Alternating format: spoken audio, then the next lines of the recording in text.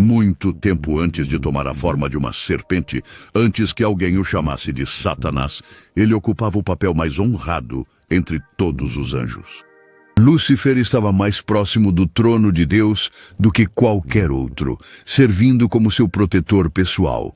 Seu corpo inteiro brilhava com 9 pedras esplendentes: sardônica, topázio, diamante, berilo, ônix, jaspe, safira, esmeralda e carbúnculo. Cada uma brilhava como uma chama viva, refletindo a glória de Deus. Deus o havia feito chefe dos louvores celestiais, dando-lhe uma voz única. Mas estar tão perto do poder divino fez nascer nele um desejo perigoso. Lúcifer queria receber aqueles louvores para si, antes que o tempo começasse, antes que as estrelas aparecessem, antes que a luz tivesse um nome. O céu já existia. E ali, um anjo estava mais próximo de Deus do que todos os outros juntos. Adoravam de longe. Apenas um permanecia perto do trono. Esse ser, um dia, teria o nome mais temido já pronunciado. Chamava-se Lúcifer, o portador de luz. Não era apenas belo, não era apenas dotado, era superior a qualquer um e a qualquer coisa. Imagine um ser tão perfeito que os outros nem conseguiam olhar diretamente para ele. Este era Lúcifer.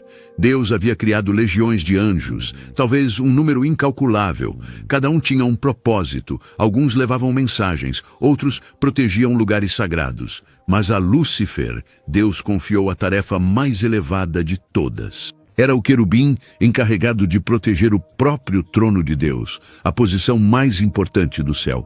Ninguém estava mais próximo do Onipotente, nem um. Pense nisso por um momento.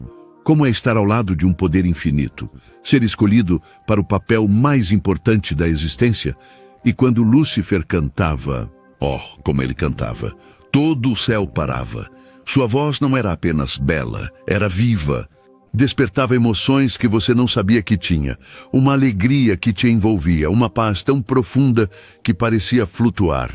Os anjos interrompiam tudo apenas para ouvi-lo.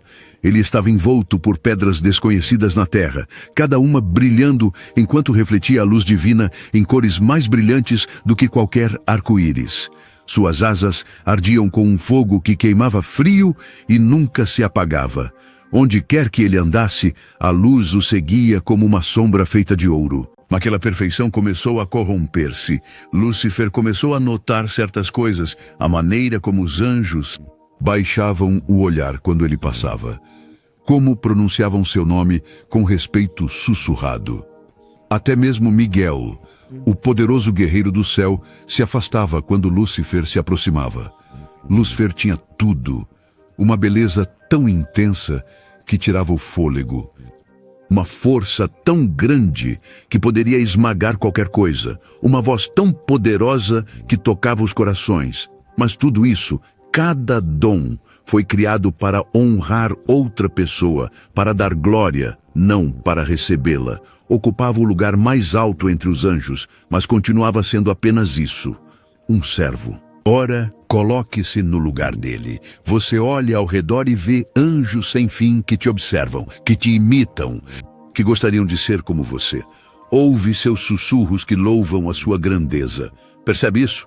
Você é o escolhido, o único, a luz da manhã.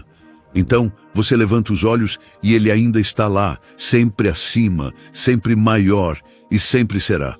Como isso te faria sentir? Lúcifer olhou no mar cristalino do céu, viu refletido a si mesmo, e o que viu o deixou sem fôlego, seu brilho, sua glória. Quando o tempo fez sentido, nasceu uma ideia perigosa, tão distorcida que ainda não existia uma palavra para descrevê-la. E se eu pudesse, aquele que brilhava mais do que todos estava prestes a lançar a sombra mais escura. Como pode algo perfeito se despedaçar se nada ao redor está quebrado? Aconteceu no dia mais importante já vivido pelo céu, o momento em que Deus revelou seu plano para a humanidade. Lúcifer estava, como sempre, diante do trono, mas desta vez todos os anjos haviam sido convocados. Ali, sem número, preenchiam os céus. O ar estava carregado de expectativa. Criarei algo completamente novo, declarou Deus. Os anjos se aproximaram. Novo?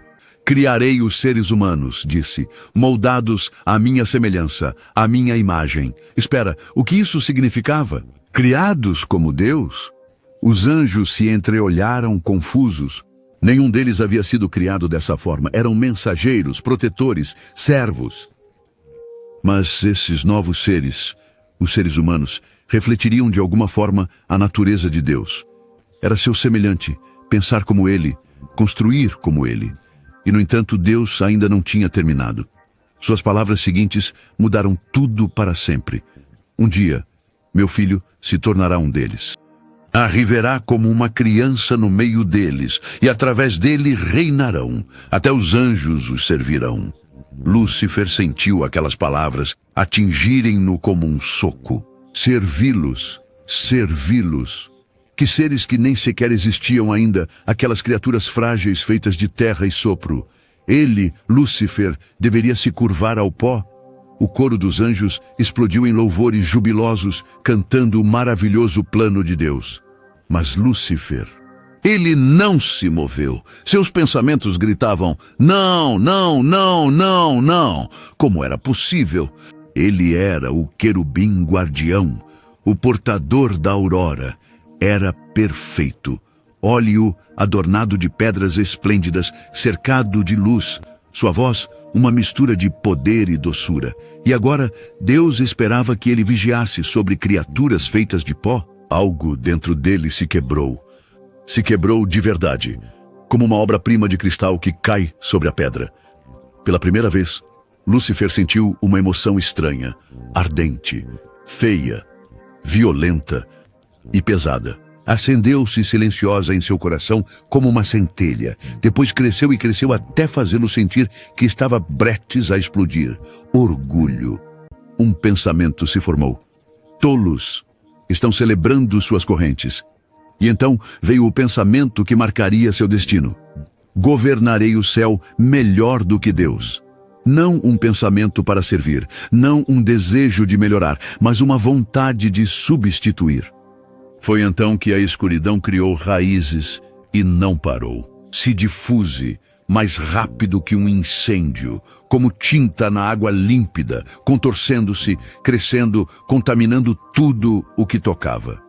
Lúcifer sorria para os anjos ao seu redor, cantava com eles, unia-se aos louvores, mas por dentro, no fundo, já estava tramando, já agindo, já caindo. Como convencer quase um terço dos anjos a abandonar Deus? Lúcifer conseguiu com apenas 7 palavras. Vocês deveriam ter o que Deus lhes nega. Não começou pelos poderosos, muito óbvio, muito arriscado. Escolheu primeiro os invisíveis, os anjos que varriam os corredores, que vigiavam portões silenciosos, aqueles que mal eram notados. Eu vejo vocês, sussurrou.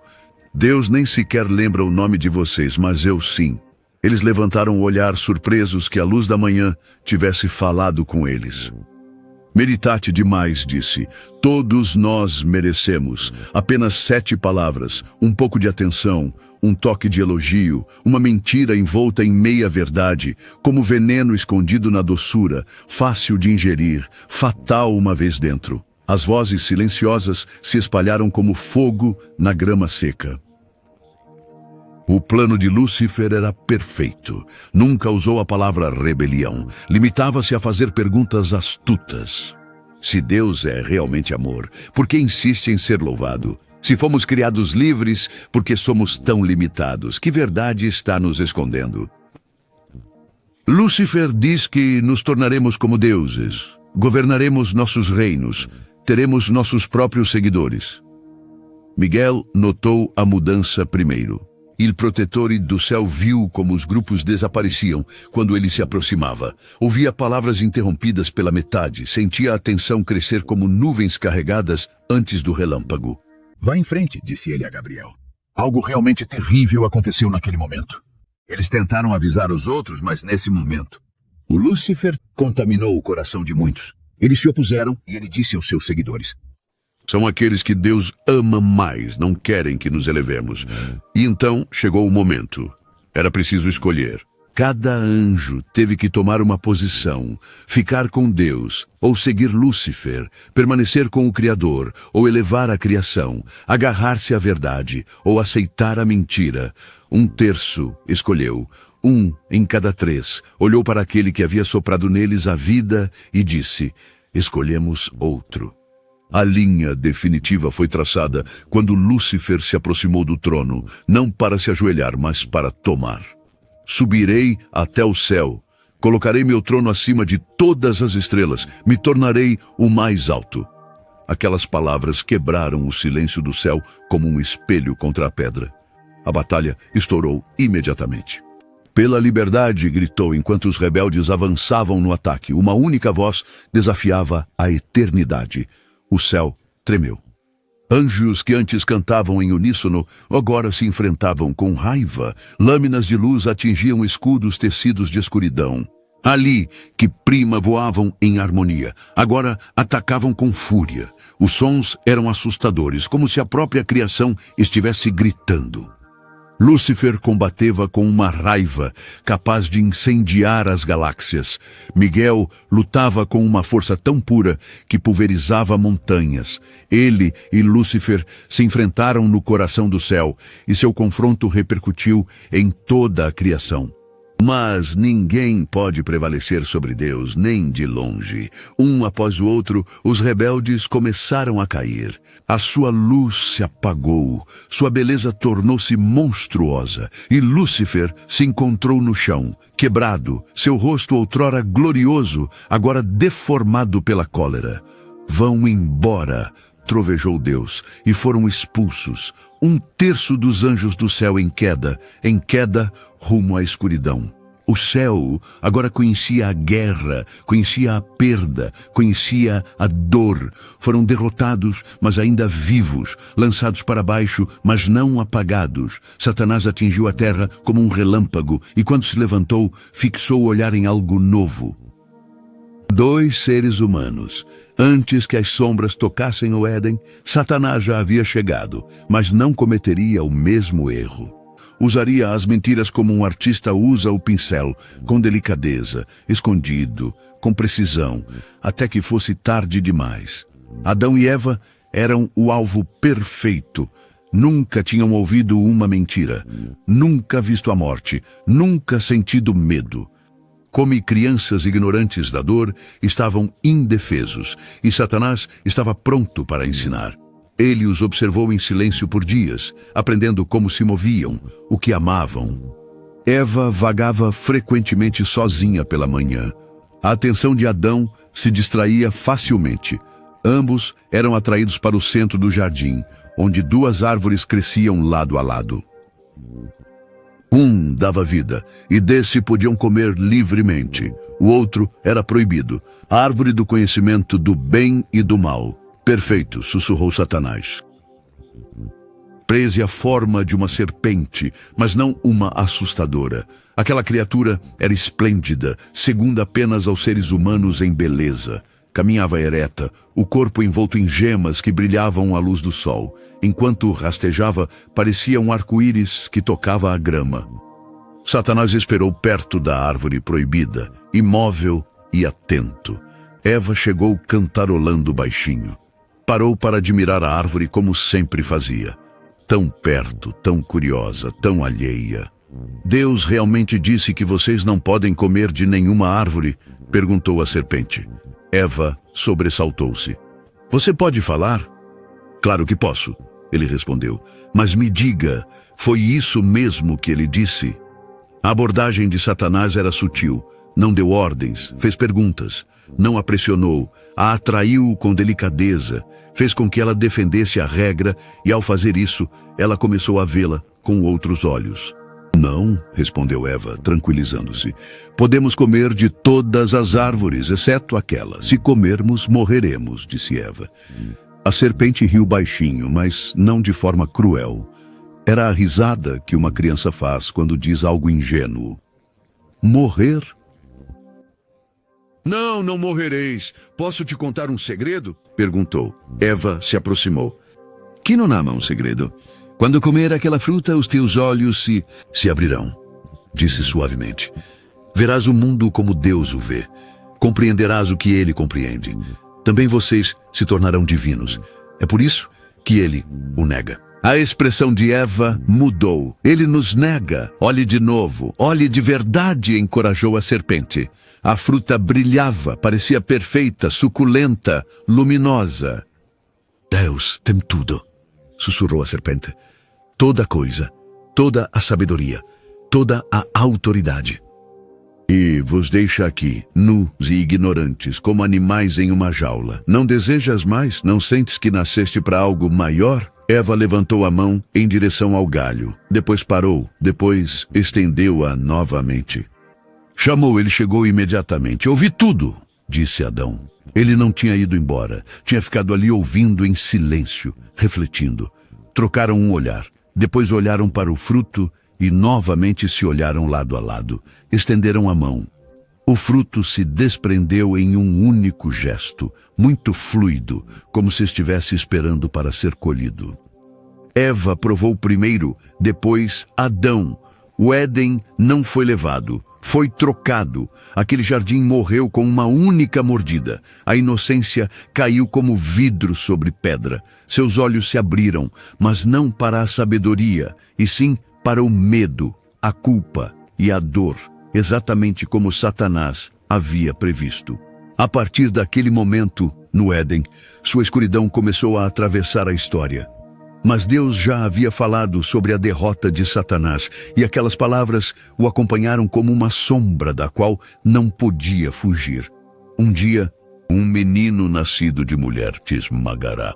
Essa era a promessa de Deus. Um menino humano acabaria com tudo. O pensamento consumia Satanás. Satanás agiu imediatamente através de Caim e Abel.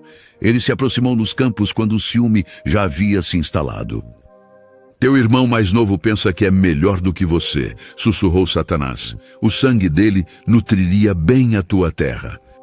Os punhos de Caim se cerraram. Meu irmão, elimina o rival, disse Satanás. E Caim o fez. A primeira morte humana. O sangue de Abel encharcou a terra e Satanás riu. Se os homens continuassem a se destruir, como poderia nascer aquela criança prometida? Mas apesar de tudo, as crianças continuavam a nascer. Então, Satanás ampliou suas táticas. Começou a ensinar à humanidade coisas que nunca deveria ter conhecido. Violência, feitiçaria, maneiras de ferir que nem ele havia imaginado. O mundo se tornou tão sombrio que o coração de Deus sofreu. Chegou um dilúvio para lavar tudo, mas Satã não podia se afogar, e a família de Noé sobreviveu. Depois veio Babel. Satã tentou um novo caminho, a confusão em massa, convencer o povo a se unir com um único propósito, construir uma torre até o céu, demonstrar que não precisavam de Deus. Mas Deus dividiu suas línguas e os dispersou como folhas ao vento. Mais nações, mais possibilidades para o nascimento da criança. O Egito tornou-se a fortaleza cruel de Satanás. O povo escolhido para trazer ao mundo aquela criança foi escravizado lá.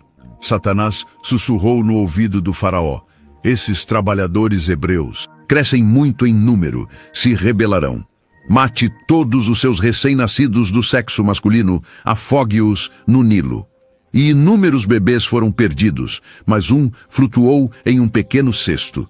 Moisés crescerá para guiá-los para fora da escravidão. Satanás não parou. Usou gigantes para assustá-los, reis malvados para persegui-los, as próprias tentações deles para fazê-los cair. Então veio Davi, o rei da cuja descendência nasceria o bebê prometido. Satanás o atraiu para o homicídio.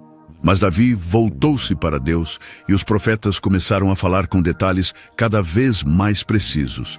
Onde nasceria o menino? Belém, que nasceria de uma virgem. Satanás tentou silenciá-los, mas suas palavras já estavam escritas com tinta. Então, em uma noite silenciosa, tudo mudou. Os anjos iluminaram os céus acima de um pequeno vilarejo, cantando alegremente. O menino finalmente havia chegado. Satanás correu para vê-lo com seus próprios olhos. Em uma manjedoura, deitado na palha, havia um recém-nascido. Mas este não era um bebê qualquer. No momento em que Satanás o viu, um arrepio percorreu seu corpo. Era o próprio Filho de Deus, envolto na carne, aquele que um dia o esmagaria.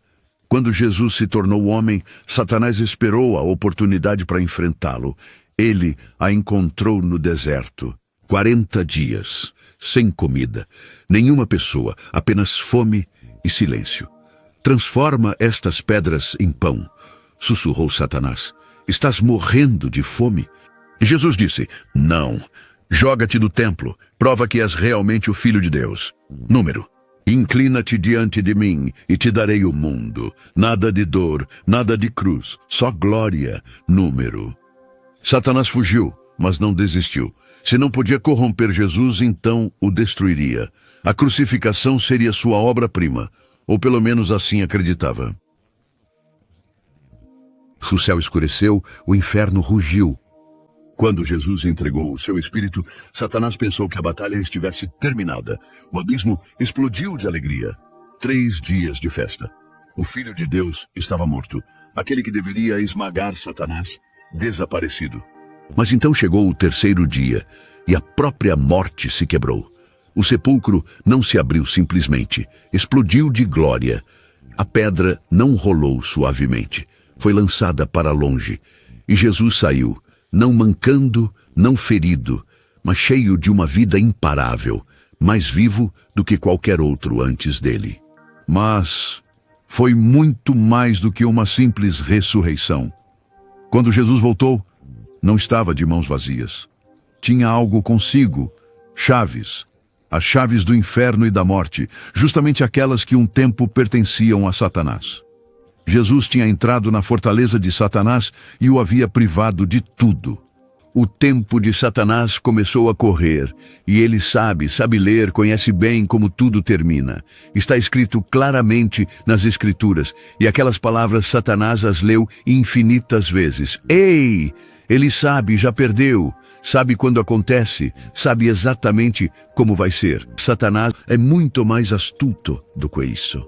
Usa a mesma armadilha que o destruiu, o orgulho. Você não precisa de Deus, pode fazer isso sozinho. Você merece mais. Esse mesmo veneno ele está te oferecendo agora.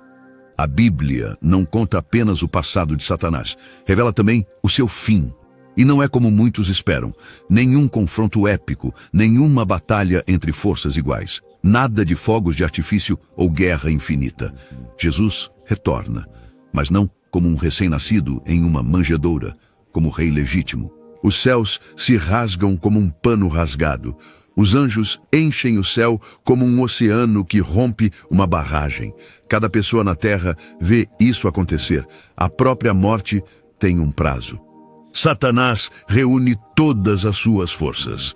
Cada demônio, cada espírito caído, cada pessoa que rejeitou Deus se derrama como insetos inumeráveis, talvez bilhões, o maior exército que o mundo já viu. Estratégias dentro de estratégias, marcham em direção a Jesus com tudo o que têm, prontos para uma guerra eterna.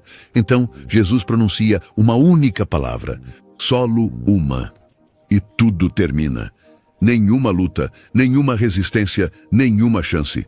Satanás cai no chão paralisado. Seu exército se dispersa como sombras à luz do sol. Seus seguidores desaparecem como névoa na chuva. E poi arriva a justiça, não de Deus em pessoa, mas de um único anjo, apenas um. Aquele anjo agarra Satanás pela garganta e o lança em um lago de fogo. Não um fogo, como o conhecemos. Chamas que nunca param de queimar, mas nunca consomem. Dor que nunca termina, mas nunca leva à morte. Isto é para você, diz o anjo e o joga dentro. Os céus mudam como a aurora que rompe a escuridão. O fogo se fecha sobre a última mentira. Seus gritos ecoam como se durassem para sempre. A justiça transforma o lago em luz. Um lugar onde ninguém chora, porque não há mais nada pelo qual chorar. Nenhum funeral, porque Satanás não pode mais ferir ninguém. Tudo começou com o orgulho, e com o orgulho termina. A luz da manhã escolheu a sombra.